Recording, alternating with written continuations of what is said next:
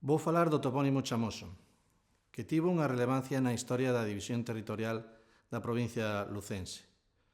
Así, na Alta Idade Media, celebrouse un concilio en Lugo baixo o reinado suevo de Teodomiro, no que se estableceu que a diocese lucense se dividiría en 11 condados, entre eles o Comitatus Flamosus, condado de Chamoso, que comprendía os actuais municipios do Corgo e de Castroverde, a maior parte de Baralla e Láncara e algo de Lugo e Becerreá. Hoxe aínda se emprega a denominación Terras de Chamoso para referirse principalmente aos concellos de Castroverde e o Corgo, que tan magistralmente foron descritos por Otero Pedrallo na súa Historia de Galicia. Na actualidade, o topónimo Chamoso denomina un dos ríos máis importantes do concello do Corgo.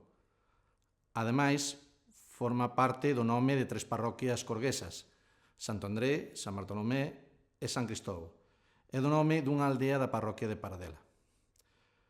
Tamén denomina a 2 aldeas do concello coruñés de Fene e a unha aldea do municipio ourensán de Parada de Sila. A primeira mención deste condado de Chamoso atopámola nun documento do ano 569 do Concilio Lucense que indica os lindes do Comitatus Flamosus e que aparece recollido no tomo 40 da obra España Sagrada de 1747 e no Liber Fidei Sanctae Bracarensis Ecclesiae publicado en 1965. Outro documento de 1074 pertencente ao tombo de San Xulián ou San Xián de Samos, unha das freguesías do Corgo chamadas hoxe Chamoso figura co nome de Flamoso. En documentación posterior, o topónimo aparece mencionado con diferentes formas escritas: Flamosus, Vilan de Flamoso e Clamoso. Segundo Nicandro Ares, calquera das formas anteriores puido ser a orixinaria, mas na súa opinión, a máis axeitada para o nome dun río sería que Chamoso proviña dunha forma clamosus, no sentido de rumoroso, resoante, fronte a flamosus, co significado de ardente, inflamado. Tamén deixa aberta a posibilidade de que derive do verbo flare, co significado de soprar, aínda que nos considerámola menos verosímil. Por outro lado, se o topónimo proviñese dun nome persoal, non está rexistrado nos repertorios onomásticos medievais o antropónimo Flamosus. Pola contra, Callanto recolleu no seu De Latin Connomina o sobrenome persoal Clamosus, co sentido de garuleiro, burleiro.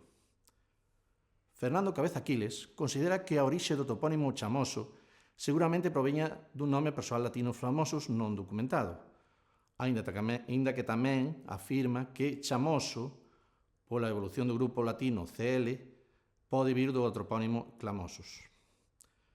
Cabeza Quiles fala dunha terceira posibilidade para explicar o topónimo Chamoso, a partir da palabra latina flama, que é chama, da que deriva. Di que pode referirse a un monte queimado coas cepas vexetais aínda en pé, pero chamuscadas.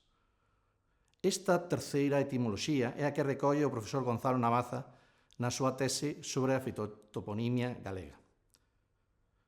Explica que certos topónimos aparentemente derivados de flama, como son chamoso, chamosiños ou chamusiños, poderían ter un significado fitonímico, se cadra alusivo aos lugares onde se ia buscar material para o lume.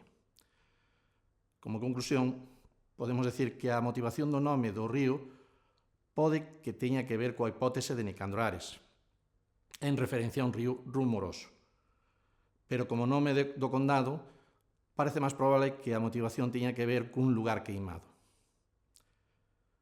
O río Chamoso nace no concello de Castroverde, na parroquia de Montecubeiro, da unión de 2 regos. No seu curso vanselle unindo varios regueiros pequenos que van aumentando o seu caudal, ademais do río Romeán que desemboca no Chamoso, xusto antes da ponte medieval de Galiñeiros.